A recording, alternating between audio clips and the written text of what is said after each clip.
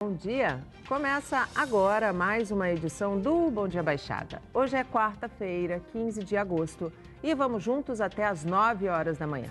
Hoje vamos falar sobre o direito do consumidor em relações que envolvem distrato de imóveis, telefonia, pedágio e também sobre ações voltadas à regionalização do Porto de Santos.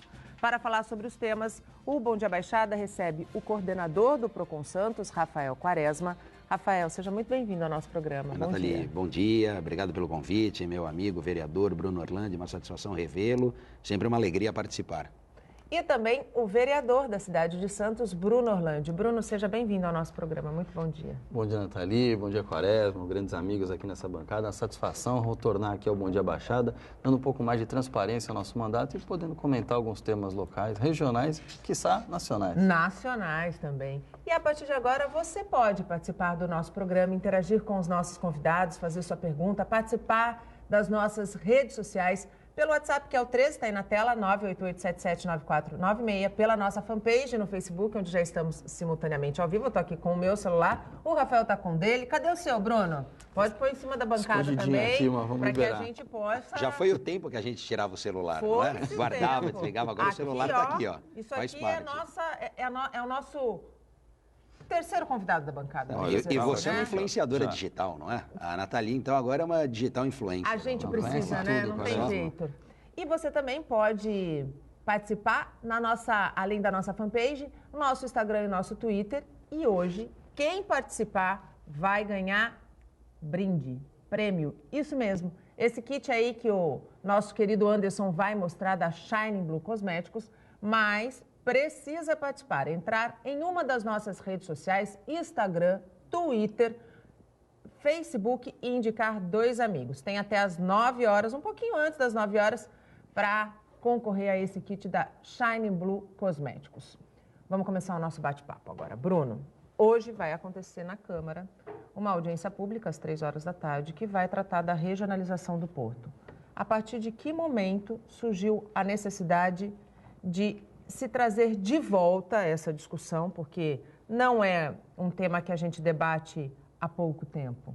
Também não parece uma saída muito fácil de ser encontrada. Exatamente, Nathalie. A gente tem vivido aqui na cidade de Santos algumas dificuldades em relação ao porto, especificamente. Por quê? Muitas questões que envolvem a nossa cidade passam direto ou indiretamente pelo porto. Eu vou dar alguns exemplos aqui. Recursos para a entrada da cidade. Nós tivemos um atraso enorme nas obras da entrada da cidade e em boa parte que se deveu à falta de recurso da União aqui no município.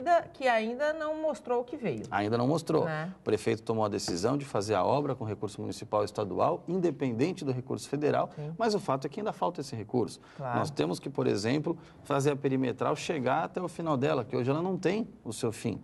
E a gente, obviamente, até onde tem que chegar, né? Ela faz o caminho natural, mas ainda falta uma parte considerável do trajeto. E hoje a gente não tem esse recurso, que o governo federal deveria fazer. Por quê? Porque inúmeros caminhões que vêm à nossa cidade vêm por conta do porto. Claro. E é importante que a gente possa fazer a gestão. Portos importantes no mundo hoje, como Antuérpia, Roterdã, têm uma gestão onde o município tem um papel fundamental. E uma relação porto-cidade muito mais saudável, né, Bruno? Exato, a gente consegue ter uma relação muito melhor. Como é que uma autoridade que fica lá em Brasília vai saber, por exemplo, a realidade da nossa catraia? Será que ele sabe que aquelas pessoas que trabalham, que vêm de Vicente de Carvalho, param numa baciazinha no meio do mercado? E que quando a maré está alta, ela vai parar do outro lado? E que aquele espaço tem um pedaço de escada que não tem acessibilidade nenhuma, que a pessoa que sai dali passa por cima do trilho do trem, pro lado de uma colmeia de abelhas? Será que ela tem essa realidade? E não só isso, recursos, né? Muitos. Os recursos, que a maior parte vão para fora, não ficam no município. Exato. 65% do que se arrecada hoje no país fica na União. Então, a gente tem que rever o Pacto Federativo, a gente tem que verificar a participação disso, mas a gente precisa retomar a participação do município nas decisões. E há muito se fala isso. E aí as pessoas me perguntaram, mas por que agora? Porque nós temos uma eleição presidencial. Sim, majoritária. Aqueles que têm a vontade ou vão se candidatar para assumir a presidência desse país, têm que se comprometer nos seus programas presidenciais a trabalhar a regionalização do porto. Claro. E o Brasil hoje não tem uma unidade. Quando você fala em São Sebastião, é um porto do estado de São Paulo.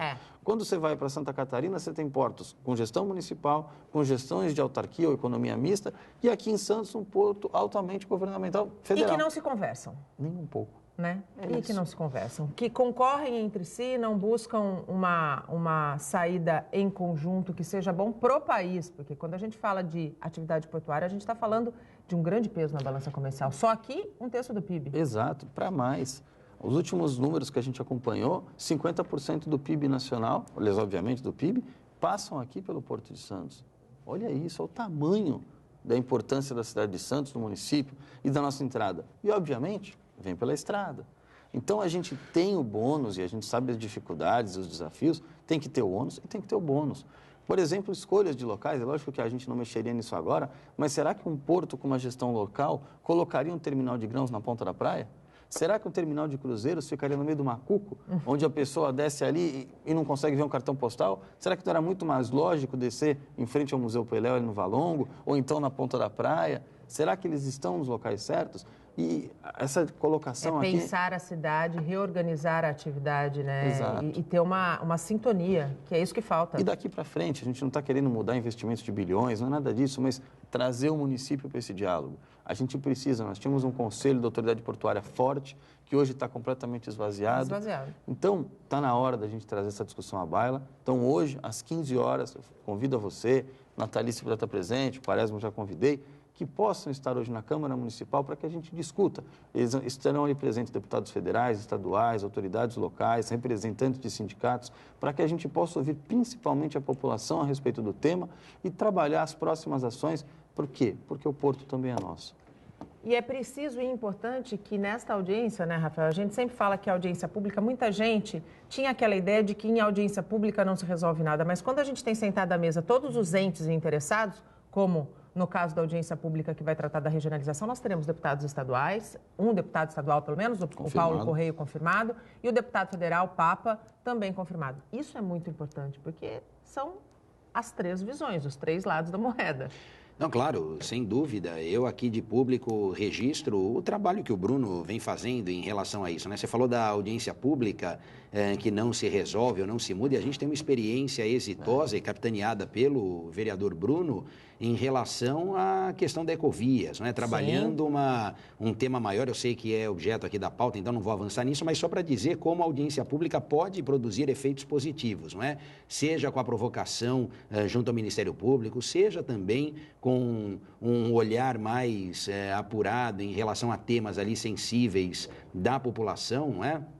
Nessa questão específica se trata do comboio, dos fretados, da praça de pedágio, enfim. Então, tudo isso é fruto desse debate que precisa mesmo envolver a sociedade, né? Também é muito cômodo para nós, e aí me coloco lá como cidadão, enfim, como integrante da sociedade que sou e que somos aqui, de apenas reclamar, não é? E a gente sabe que não adianta só reclamar, né? Quer dizer, é muito cômodo ficar sentado no sofá, reclamando da vida, disso, daquilo, mas não participando ou não auxiliando. E quanto mais pessoas participarem, mais ideias virão, quer dizer, são mais cabeças pensantes, tudo isso é muito bom. Nessa questão específica do Porto, o Bruno foi de uma felicidade tremenda aqui pelo seguinte, né? Quer dizer, essa questão, assim, há muito me incomoda no sentido de pensar ou repensar, por exemplo, o terminal de cruzeiros, né? Quer dizer, você tem lugares que seriam muito mais adequados, no entanto, isso foi feito no lugar que se tinha à época, não é? E ali se fez uma grande adaptação.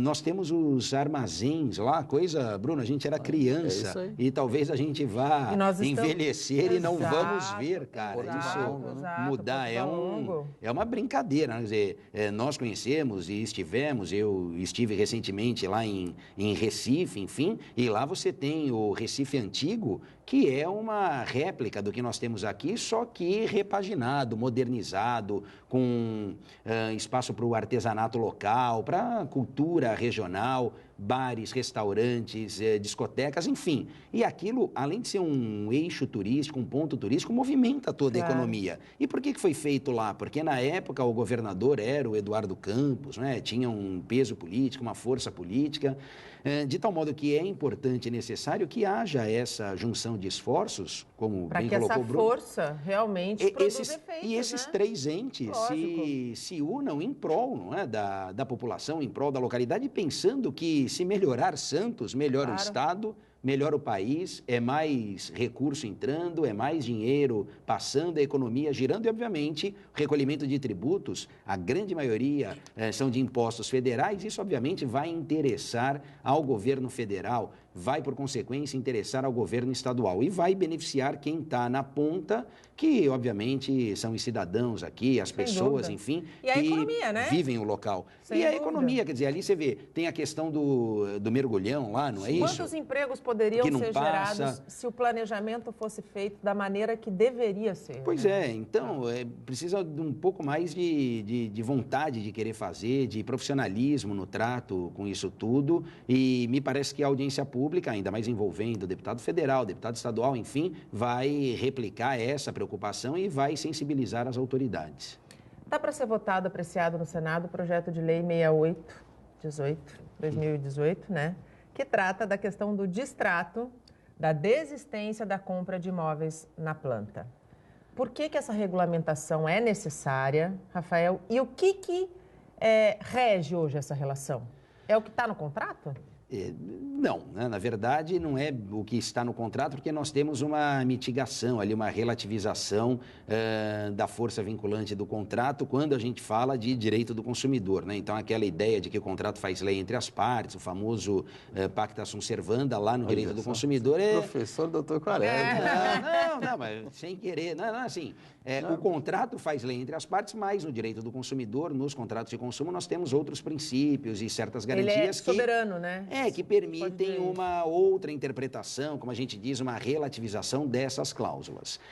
E aí, por conta da retração econômica, da quantidade grande de distratos, seria esse desfazimento do negócio, do consumidor que adquiriu um imóvel na planta e durante a construção perdeu o emprego, não pôde mais pagar, enfim, e, portanto, devolveu o imóvel que nem tinha recebido à construtora, e isso, obviamente, gera um impacto à construtora e, portanto, se quis disciplinar isso, né? Criar uma regra específica, porque hoje se trabalha com a regra geral, com o Código de Defesa do Consumidor. Esse aspecto tem como pano de fundo, obviamente, a proteção mais às construtoras do que aos consumidores. É importante dizer isso, não é? Então, sem dúvida, isso é fruto de um lobby que é gigantesco das construtoras, do mercado da construção civil, para tentar minimizar os impactos dessa alta, crescente dos distratos, porque isso ficava um abacaxi ali para a construtora que também contava com aquilo, trabalhava com a venda daquele imóvel e depois... Investia, de repente, aquele valor que planejava receber e não tem. Agora, é importante dizer também que nós não temos apenas a questão envolvendo os consumidores ali, não é? Nesse aspecto, as construtoras, na minha concepção, têm uma parcela grande de responsabilidade. Por quê?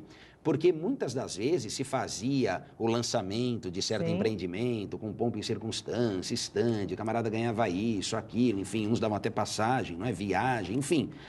E depois, no transcorrer da obra, durante a execução do empreendimento, enfim, ao final, o valor da unidade negociada muitas vezes era menor do que o valor que a pessoa comprou no lançamento, que seria um valor atraente, atrativo, enfim. Então, isso também, sem dúvida, gera um prejuízo ao consumidor. Claro. Imagina, eu me descapitalizo 2, 3 anos antes, compro um imóvel por 200 mil e depois de 3 anos você compra esse mesmo imóvel por 200 mil. Já está comprando mais barato, porque durante esse período eu perdi o rendimento da minha aplicação. Mas às vezes você comprava até por menos, 190, 180, por quê? Porque era imóvel que voltava de distrato e por aí afora. Essa questão do distrato, então, ela pretende, e foi bom o Senado ter puxado o freio nisso, porque na Câmara a coisa passou muito facilmente, muito rapidamente, pensando até em situações, Nathalie e Bruno, que na nossa concepção são inimagináveis. Por exemplo, do consumidor operar o distrato, fazer o distrato, perder o que já pagou e ainda correr o risco de ficar obrigado a devolver uma outra quantia. Quer dizer, ele perde o imóvel, o que ele pagou ele não recebe e ele ainda talvez tenha que pagar mais alguma multa, coisa, vamos dizer assim, um saldo devedor, enfim, que isso vai variar de acordo com a quantidade de parcelas pagas, de acordo com o valor do imóvel, mas enfim, é um cenário que nós não temos hoje. Hoje o que nós temos, não é?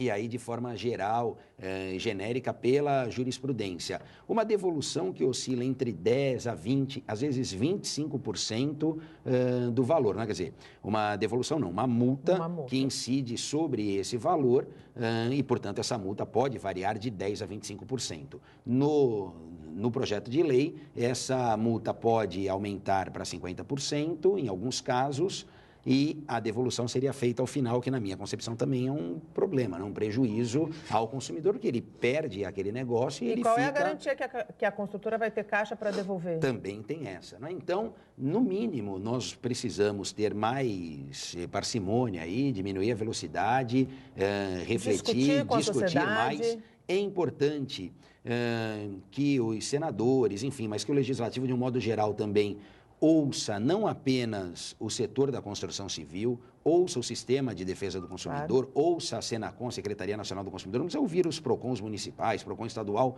pode falar com a Secretaria Nacional do Consumidor, que está no Ministério da Justiça, está ali na esquina da Câmara dos Deputados, está pertinho, é só cruzar a rua, não, é só cruzar a rua, dá para falar. E aí vai também se apropriar daquilo que é reivindicação, pauta na agenda do consumidor. E aí, ouvindo um lado, ouvindo o outro, talvez o projeto saia com uma sensação ali, com equilíbrio, exato, com uma sensação de justiça mais adequada. Hoje parece que está atendendo apenas a um dos lados envolvidos e isso não é bom.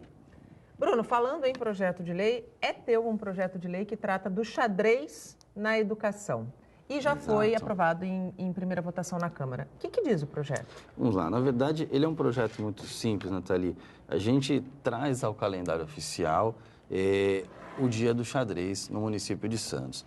Ele parece uma coisa muito simples, mas a ideia é que a gente consiga fomentar a prática do xadrez na educação, dentro das escolas. E da onde veio isso, que eu acho que é o mais legal de todo o projeto? Esse projeto não é um projeto de lei do Bruno. Esse projeto é um projeto de lei do Pedro Jonas. É um jovem vereador, ele tem 16 anos, salvo engano, é um menino que foi eleito, salvo engano, está em 2016, fez a sua passagem pela Câmara de Santos como jovem vereador, o mandato oriundo das escolas, Câmara Jovem, projeto consolidado, fez o seu trabalho e apresentou esse projeto de lei. Passou um tempo, a gente se interessou, quis entender a demanda disso, convidou ele para tomar um café no gabinete e, ao que eu descubro, que o irmão do Pedro foi campeão brasileiro, vice-campeão sul-americano de xadrez, o pai dele é um grande incentivador, o Pedro vai no mesmo caminho. E o irmão, ele conseguiu inúmeras conquistas na vida, até bolsa em faculdade por conta do xadrez. Então, o desenvolvimento, raciocínio lógico, trabalho, enfim, sem contar a parte de que se eu estou no esporte, eu não estou nas drogas. Exato. Todo esse trabalho. E aí, conversando com ele, a gente resolveu fomentar isso na educação e trazer de volta um projeto antigo que estava em pauta, que era o xadrez nas escolas. Então, hoje a gente traz essa data, traz essa lembrança, um projeto de lei muito simples, mas para que a gente possa discutir novamente com o poder público a possibilidade de trazer o xadrez para as escolas. De implantar inicialmente na rede municipal. Sim. Na rede municipal. Porque se a gente faz esse tipo de trabalho, a gente consegue, além do raciocínio lógico, desenvolvimento intelectual, a gente traz esse jovem para dentro da escola. Claro. E traz a possibilidade dele ter um futuro melhor. Quando a gente fala do Pedro e do Tiago, eles se desenvolveram na sua vida pessoal por conta do xadrez. Hoje, você precisa ver aquele pai, o pai deles é bacana, o olho até brilha. Eu imagino, que orgulho. Nossa, ele se coloca à disposição dentro das escolas para ser um voluntário para ensinar a prática. Então, E não é fácil. Não é. Você já tem a oportunidade, os meninos são feras. E o Tiago, ele entrou num rede internacional de xadrez, ele acho que é o terceiro mais jovem do mundo e é um santista. Quer dizer, levou o nome da nossa cidade lá fora, com 6 anos de idade.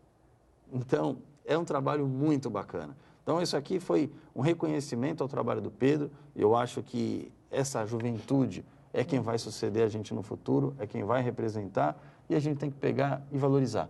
A gente tem que entender os anseios dessa juventude. É isso, não é? A gente é só instrumento. Então, quando a gente vê essa molecadinha fazendo um trabalho desse, nós temos que enaltecer, trazer, apoiar, virar um projeto de lei e falar, Pedro, esse foi o primeiro. Vamos trabalhar mais para a sociedade agora. É isso mesmo. O Bom Dia Baixada vai para mais um rápido intervalo. Aliás, para o primeiro intervalo, a gente volta em instantes. Não saia daí. O Bom Dia Baixada está de volta e um projeto piloto em São Paulo pode beneficiar proprietários de imóveis que pagam laudêmio. Agora é possível comprar o terreno da União e, desta forma, ficar livre do imposto. A casa de Dona Cássia fica em uma rua tranquila, na zona noroeste de Santos. Desde que mudou para cá, ela paga o laudêmio, há muito tempo. Eu pago o laudêmio desde que eu comprei a casa há 27 anos. Esse ano ela já pagou quase R$1.000 em cota única. Para ela, dinheiro gasto sem retorno, que poderia ter outra finalidade. Adquirindo algum bem para casa ou fazendo uma viagem, né? Em benefício próprio. A senhora sabe para onde vai esse dinheiro do laudêmio, o que é feito? A gente imagina, né, que isso seja para a Marinha, né? Há quem diga que vai para a família real, né? Não sei, a gente na verdade não sabe, né? Dona Cássia paga laudêmio por causa de um decreto de 1946, que determina o que são os terrenos de Marinha. O professor de Direito Tributário da Unisanta, Denis Fiuza, explica. Uma legislação vetusta, né? Anterior à Constituição de 67 e, portanto, anterior à Constituição de 68, estabelece que todo terreno situado a menos de 33 metros da pré-mar média do ano de 1831 é um terreno de marinha, ou todo terreno situado a 15 metros da margem de um rio ou de um lago também é um terreno de marinha. Disso resulta, por exemplo, que vários terrenos aqui na zona noroeste, aqui do município de Santos, sejam terrenos de marinha e estejam obrigados a pagar laudêmio e taxa de ocupação. Quem tem imóvel em terreno de marinha e, portanto, paga laudêmio, tem a possibilidade de negociar com o SPU, Serviço de Patrimônio da União, comprar o terreno e, dessa forma, ficar livre da taxa. Segundo o especialista, é um projeto piloto em São Paulo. Quem procurar o Serviço de Patrimônio da União e adquirir esse imóvel da União, então passa a ter a propriedade plena. Então ele passa a ser um proprietário pleno do imóvel. Isso é um projeto piloto.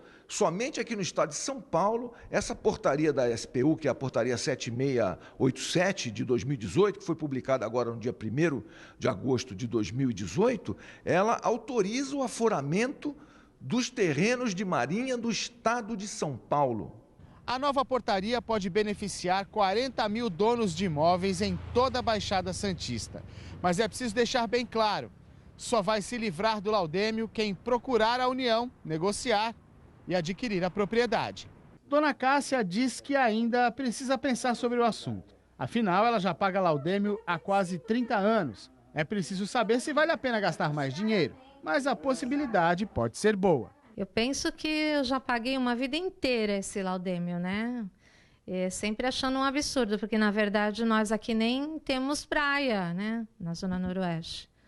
Penso que, sei lá, acho que seria interessante para quem tem o dinheiro, né? Para se livrar dessa cobrança pelo resto da vida. Seria interessante, mas acho que poucas pessoas aqui na região teriam esse dinheiro para comprar, principalmente porque acredito que seja à vista. Então vai ser mais difícil, né? A senhora vê a possibilidade de comprar o terreno da sua casa? Imediatamente não, mas de repente, né, para um futuro, conversando com os filhos que são herdeiros da casa, por que não? Seria uma chance da gente se livrar dessa cobrança todo ano, né? Que, como bem disse um dos entrevistados, a gente nunca sabe efetivamente para onde vai. O laudêmio equivale a 5% sobre o valor atualizado do domínio pleno do terreno. O valor arrecadado vai para os cofres da União. De lá para onde é aplicado é que a gente não costuma saber. E voltamos com os nossos convidados. Participam do Bom Dia Baixada o coordenador do Procon Santos, Rafael Quaresma, e o vereador de Santos também, Bruno Orlandi. Você pode participar do nosso programa, interagir nas nossas redes sociais, pode interagir na minha também. Mas vamos lá para o Bom Dia Baixada, onde a gente consegue também, quem está saindo de casa, ver o programa pela nossa fanpage. É só clicar, curtir. Tem o nosso WhatsApp, que é o 13988779496. Tem o nosso Instagram, tem o nosso Twitter. E hoje a gente tem presente para quem está nos acompanhando. É esse kit da Shining Blue Cosméticos. Então você, mulher que gosta de tratar dos seus cabelos, tem aí um condicionador, um creme, uma máscara de tratamento super bacana. Marido, namorado, quiser fazer uma graça com a patroa ou com a companheira, é só entrar em uma das nossas redes sociais. ou na fanpage no Facebook, ou no nosso Instagram, ou no nosso Twitter, curtir e indicar 2 amigos. No próximo bloco, eu vou revelar quem leva esse kit para casa. Nathalie, e não erra, né? Se for cosmético para o cabelo ou chocolate, acerta com mulher. Não, olha, eu vou... Posso mostrar? Eu vou ter que mostrar, gente. Pode mostrar. Olha aqui. Entrevistado, não vou fazer propaganda do Não, outro, não, tá? não.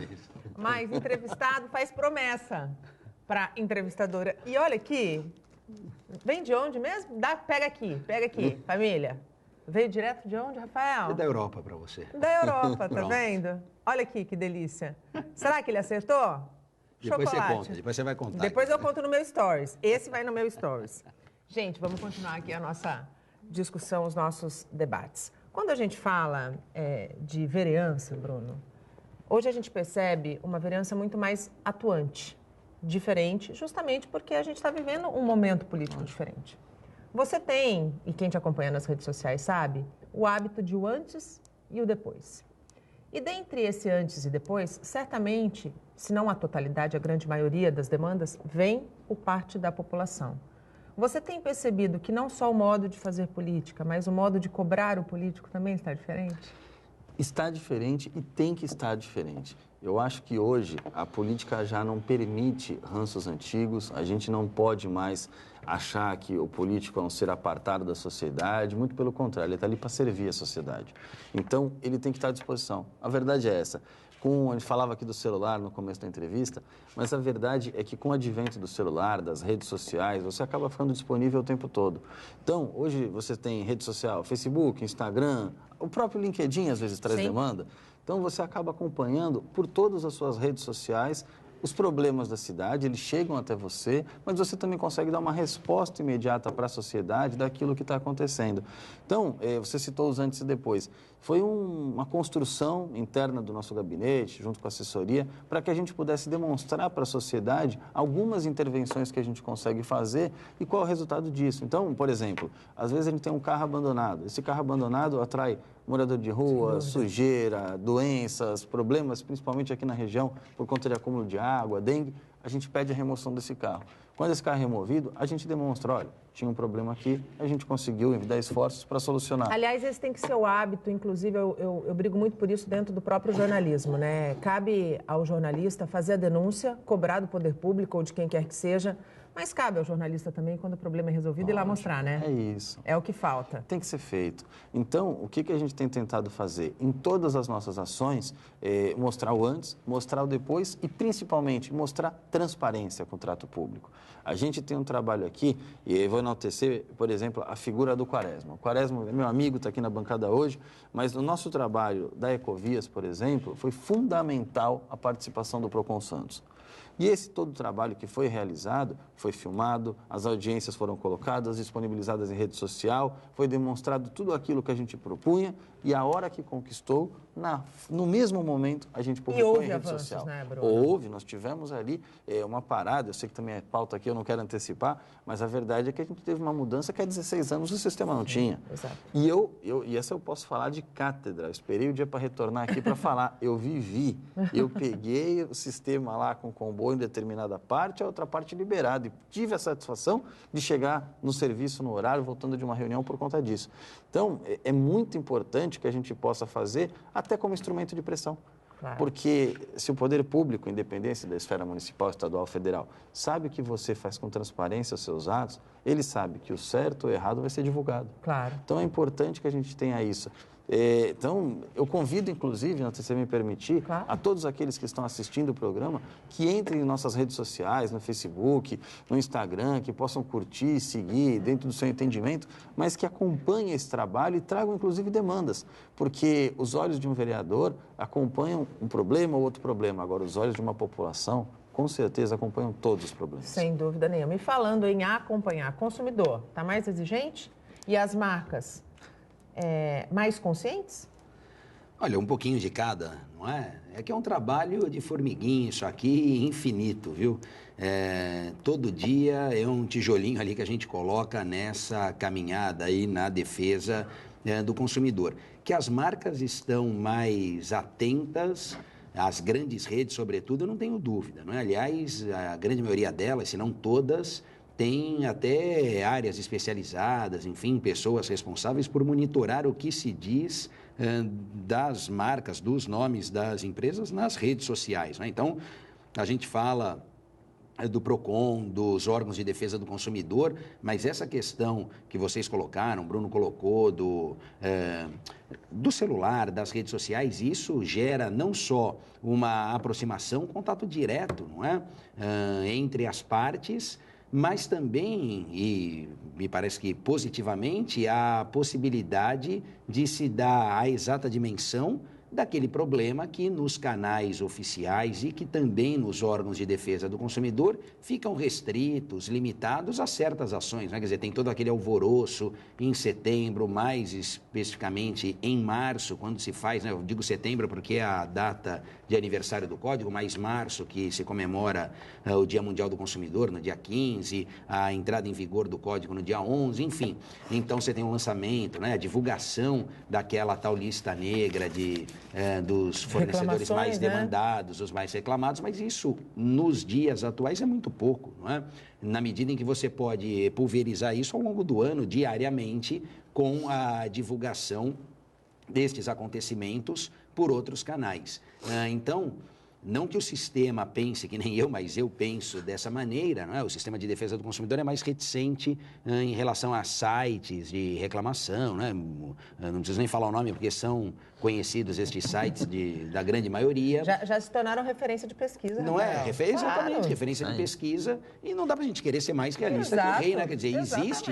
E outra, Nathalie, sejamos francos ali, ele faz um trabalho que agrega, na minha concepção, ao PROCON. Claro. O pessoal do sistema acha que eles fazem o nosso trabalho. É muito trabalho para ser feito. Não, dá para eles fazerem. Meu Deus. O Bruno ajuda muito na Câmara, você ajuda aqui no programa. Quer dizer, tem trabalho para todo mundo, porque isso envolve todas as pessoas. Ontem eu lembro, eu falei, o ponto que nos une aqui é que somos consumidores. Todos somos, né? E somos em grande parte do nosso dia.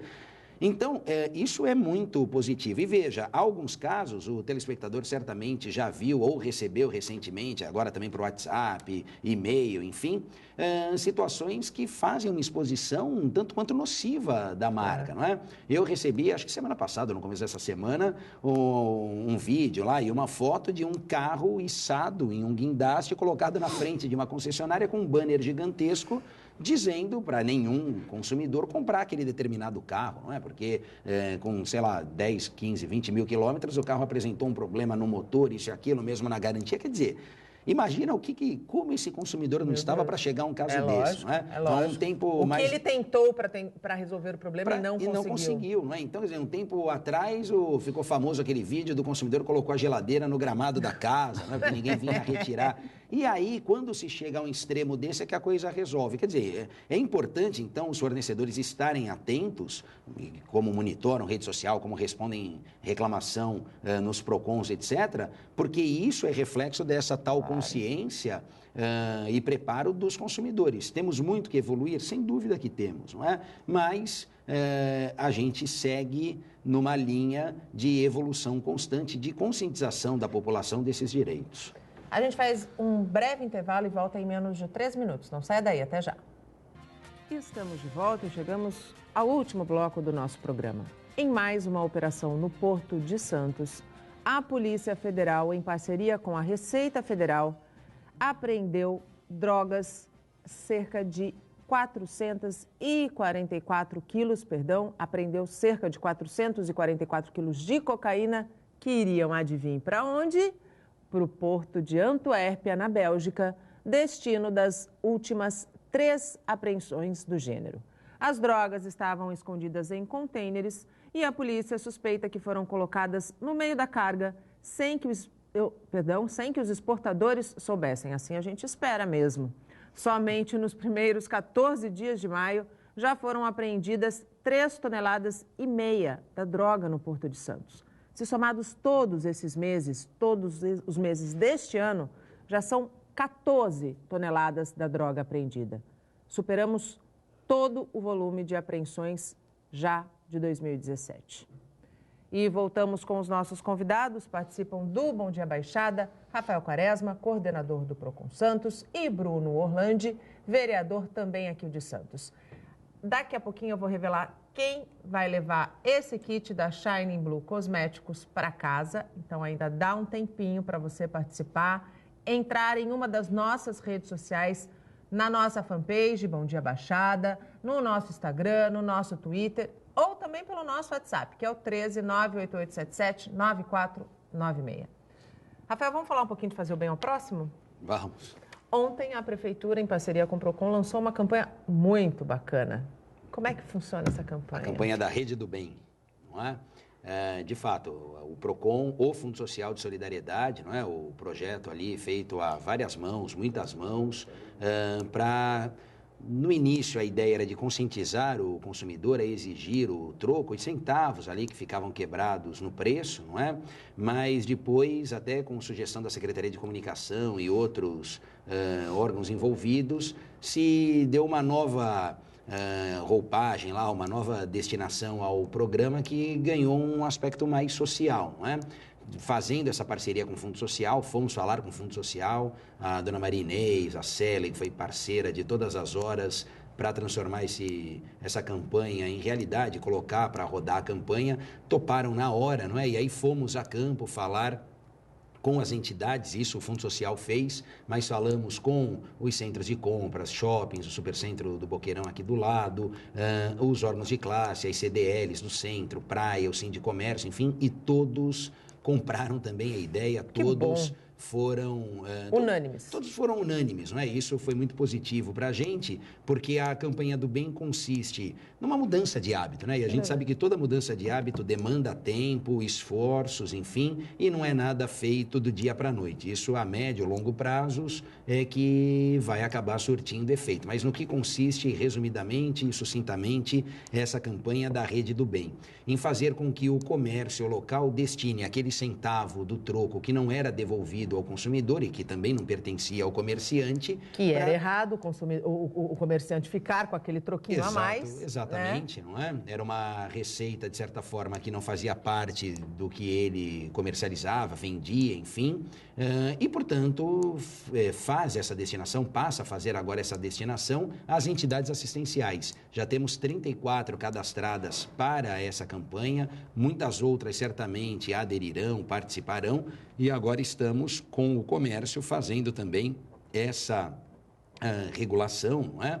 Com as lojas que pretendem explorar esse lado social, é uma mídia muito positiva, com responsabilidade social. Com responsabilidade social. A gente teve, né, e isso foi um dado também compartilhado com todos os envolvidos, a gente teve recentemente muitas empresas que passaram, né, e optaram ali pela sustentabilidade, empunharam essa bandeira e descobriram um nicho grande de consumidores ali. Não é? Então, nessa questão também do caráter social, isso é importante. Veja, esse é um hábito, uma cultura do brasileiro, não é? Porque se a gente fala de outros países, enfim, outras regiões, o 1 centavo tem a sua razão de ser, tem a sua relevância, não é? É importante, e aqui não, a gente faz de uma forma que acaba, inclusive, nos prejudicando, porque R$14,90 vira 15, R$19,99 vira 20, enfim, e então a gente pretende fazer com que esses valores sejam destinados a quem mais precisa. E aí os estabelecimentos serão identificados com uma linguagem visual, adesivo, banner, cartaz, até mesmo um certificado dizendo que a empresa participa da Rede do Bem, e teremos um cofrinho até simbólico, mas que pode ser utilizado nesses estabelecimentos que diretamente doarão o valor daquela receita às entidades que eles decidiram ajudar. A escolha do comerciante, ele faz a destinação direta sem passar pelo Procon, sem passar burocracia, pelo Fundo Social, sem burocracia, e mais, Nathalie, exercendo aqui a cidadania. Não é? E a questão ética, moral, porque como não há fiscalização, esse exercício é também dele com a consciência dele. Exato. Se ele não vai doar ou não vai repassar aquilo que está combinado e que foi destinado pelo consumidor... Ele presta contas no travesseiro à noite, né? Exatamente, a gente vê se consegue dormir. Nada mais justo, né? É muito bacana. E aí eu quero aqui parabenizar o Quaresma, que foi mais uma ação que ele empreendeu na cidade. Eu acho que são pessoas assim que a gente precisa no governo, no trabalho, mas principalmente porque ele conseguiu reverter uma infração legal. Exatamente. E trouxe uma responsabilidade social. Ele envolveu, e parabenizar também o CDL Santos pelo trabalho, mas ele conseguiu inverter essa balança, trazer uma questão de responsabilidade social para as empresas, o que obviamente traz um excelente marketing positivo, traz a responsabilidade para as pessoas também em cima disso, e o que eu vejo que há também um pano de fundo nisso muito bacana. A nossa cidade é a terra da caridade e da liberdade, está lá na bandeira. As pessoas hoje têm o costume, e é um bom costume, de ajudar o próximo. Aqui em Santos a gente tem o bom costume de estender a mão a quem mais precisa. Vamos organizar essa ajuda. Isso. Porque muitas vezes a gente acaba colocando aquele que está na rua, você colocando uma esmola para quem está na rua, você está estimulando ele a ficar na rua. É uma grande dificuldade para o município, para as pessoas, porque elas não acabam ajudando. Aquele que está ali acaba sofrendo, ficar na rua é desumano, tem um problema para a saúde pública, para a saúde dele. Enfim, são inúmeras mazelas. Quando você faz esse tipo de ação, você dá a possibilidade para aquele consumidor exercer a sua solidariedade, fazer o seu trabalho assistencial, sem precisar dar uma moeda na rua. Então, de ele maneira dá organizada. às entidades. Exatamente. De maneira organizada. A gente tem pouco mais de 6 minutos para acabar o programa e eu não quero terminar este programa sem falar do trabalho do PROCON e do vereador a respeito do sistema Anchieta Imigrantes. A gente precisa falar porque a gente volta ao início do nosso programa, que é a importância da audiência pública. A audiência pública traz sim resultado quando feito de maneira organizada, maneira comprometida, né? E com um objetivo ainda mais importante. Quais foram os avanços, Bruno? Vamos lá. Desde o início, eu vou tentar de forma sucinta, que está no fim do programa, mas nós tínhamos uma grande dificuldade, e ainda temos, tem inúmeros desafios para serem alcançados, mas o sistema Anchieta Imigrantes, em que pese o bom funcionamento do sistema em alguns aspectos, é uma estrada de fato que tem um bom asfaltamento, tem os seus avanços, uma rapidez, uma fluidez em alguns momentos que são bons, mas ela traz inúmeras dificuldades, principalmente para o morador da Baixada Santista. Então, nós temos problemas com a Operação 2x8, com a Operação Comboio, que muitas vezes a gente não enxerga a necessidade, o preço do pedágio, enfim, a diferença da Anchieta e Imigrantes, e são tratadas como se fossem duas estradas iguais, pertencentes ao mesmo sistema. Então, tudo isso foi identificado e trazido em audiência pública. Chamamos as autoridades competentes, dentre elas, o Dr. Rafael Quaresma, chefe do PROCON Santos, que fez uma fundamentação, olha, digo aqui, incomparável no que tange ao direito do consumidor, mostrando as diferenças de uma estrada para outra, para que pudessem fazer, de fato, a cobrança diferenciada do pedágio. É uma luta que a gente ainda não venceu, mas vou deixar para o Quaresma colocar isso com mais propriedade mais à frente, mas é uma luta importante que vem sendo travada, que teve início nessa audiência pública. E uma das questões que a gente discutia muito era a Operação 2x8. Entramos novamente, junto com o Dr. Rafael Quaresma, virou um inquérito civil, o Ministério Público do Consumidor instaurou esse inquérito civil. Hoje, infelizmente, por um recurso da Ecovias, ele está parado no Conselho Superior do Ministério Público, mas é um avanço, porque agora a gente tem outras autoridades somadas a esse bloco para conseguir fazer com grande relevância esse trabalho. Por outro lado, a Operação Comboio. A Operação Comboio, nós sabemos que é uma necessidade por segurança, mas quem nunca desceu a Imigrantes, olhou para o lado... uma neblina. Nada, um dia ensolarado. Se tivesse praia, parava o carro e tomava sol. Exato. E parava a Operação Comboio toda vez na Imigrantes. E a gente começou a entender o porquê que existia isso e descobrimos que existem inúmeros visibilímetros ao longo da estrada que falam qual é a condição de visibilidade em determinados pontos. E nós percebemos que em alguns pontos, como a interligação, existia neblina, mas outros pontos, como a Imigrantes, não tinham. Só que qual era a explicação que a Ecovias dava? O ponto de retenção tem que ser o pedágio, porque é o ponto mais seguro. Perfeitamente. Que se criem outras cabines de pedágio, uma na interligação e outra na Imigrantes, ali no bocal um pouquinho mais para frente, onde você possa parar os carros somente que vão para a interligação se tiver neblina apenas lá. E aqueles que desçam pela Imigrantes que vão de forma corrente.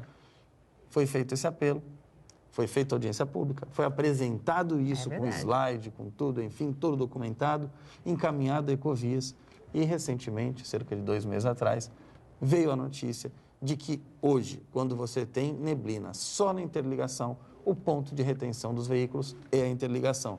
Ou seja, se você vai descer a Santos de carro, que é o que é permitido, é uma outra briga, mas é um outro momento isso, são os fretados. Mas se você vai descer de carro pela Imigrantes e não há neblina na Imigrantes, somente na interligação, você desce direto para Santos sem necessidade de comboio. É possível? A gente tem 2 minutos, você vai ter que falar em 1. Ó, tô te treinando Já acabou aqui. com o meu tempo, viu, vereador? Deixa. É possível a Eu já gente ter falo- uma cobrança diferenciada, Rafael? Olha, a gente vai conseguir isso? A gente briga por isso. São várias bandeiras, todas na mão do vereador Bruno. A única que está em conjunto aqui, a gente troca o bastão, é com relação à diferenciação do preço de pedágio, trabalhando única e exclusivamente a questão sob a ótica do direito do consumidor, não é? Serviços distintos, preços distintos. Nada mais justo, nada mais simples. A gente, aliás, simplifica muito essa questão. Ela é muito mais complexa do que isso, envolve aspectos técnicos que o PROCON particularmente desconhece, mas o vereador está muito mais enfronhado e antenado em relação a isso.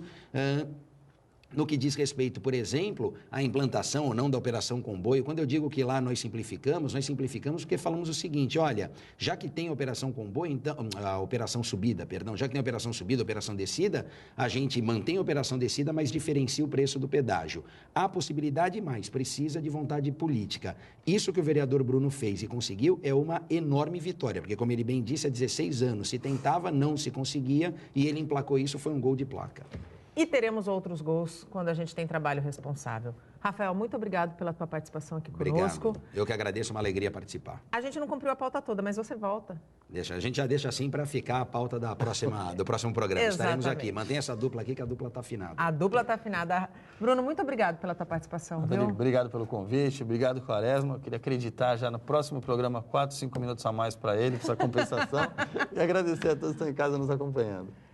Nós agradecemos a audiência de todos. Eu deixo aqui registrado que quem levou o kit da Shining Blue Cosméticos é o Ale Abdon Pavese.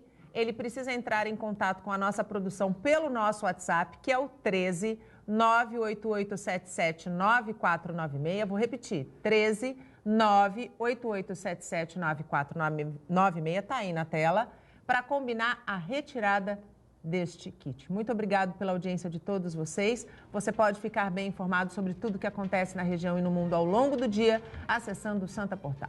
Eu volto amanhã, a partir das 8 horas da manhã.